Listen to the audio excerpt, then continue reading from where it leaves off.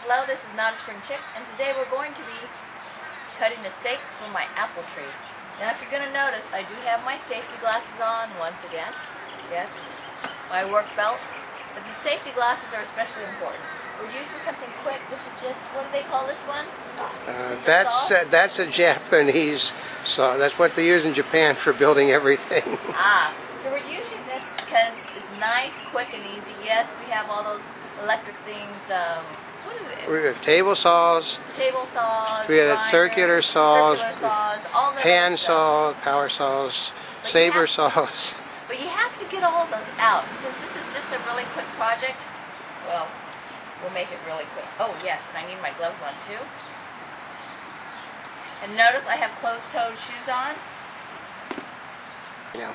And while it may look strange using this little step stool, it's a lot easier than grabbing out the sawhorses, the clamps, and everything else because, like I said, this is a quick project.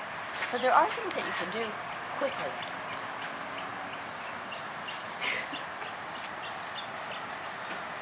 Okay, we're going to hold this. I love your filming over my crowds.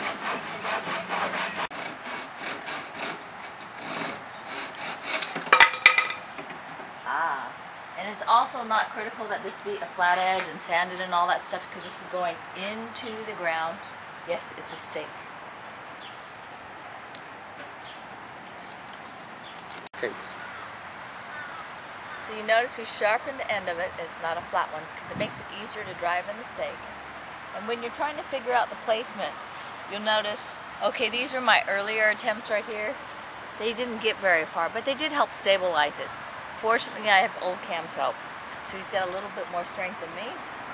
A little bit. And we're taking it out far enough so it doesn't go into the root ball and disturb any of the roots that are already existing. And how do we know that? Well, probably because we planted this tree. So we're bringing it out far enough. Then the other part is, on the stake, is how high should it be? Well, you can make it, I suppose, as high as a plant, but if you give it a little bit of height, then you're also planning for the growth of it. And this height right here allows me to hammer it down without going too far above my head. Okay, so we're pulling it around it. And if you're going to notice, we put it above the growth points or between. See these little growth points? We're putting it above these. And we're putting it underneath this growth to go ahead and support it. Now you don't want to do it too tight, but you do want to give it support. And yes, you can adjust it later.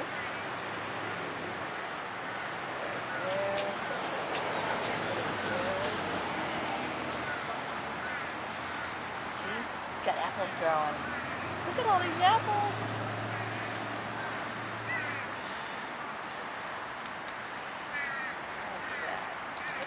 I pulled it around this other stake for a little bit of strength, and then we're just going to go ahead and tie it.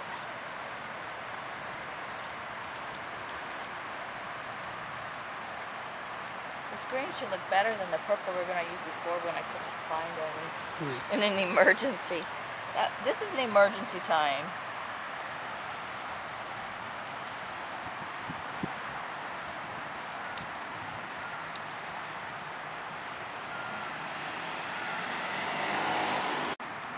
So do you think this part would work easier? Yeah, probably if I took my gloves off.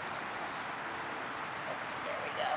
I think we'll change out this purple. This was an emergency wrapping when I was having trouble with some branches and I never came back and changed them out.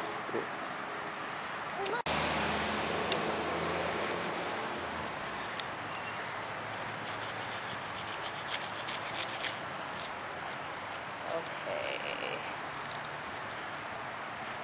Not that I don't like purple, but green probably will. There are 4 different types of apples on this apple tree, so keeping the branches, well, in good shape is really important because we want to be able to try all of the different flavors of apples. I think each one's associated with a branch, isn't it?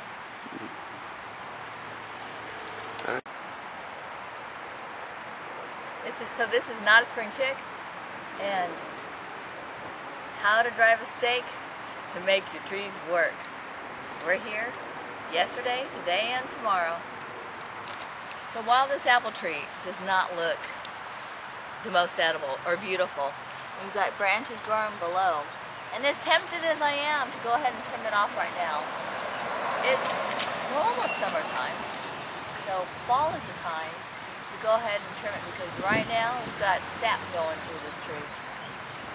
On a lot of these things that I'm teaching you how to do, I'm learning how to do many of them for the first time myself.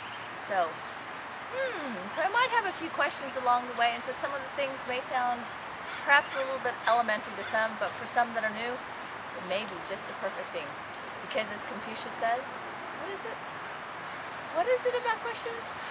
Oh, who asks us to Only the foolish never ask questions. The smart always do. Yeah, only the foolish never ask questions.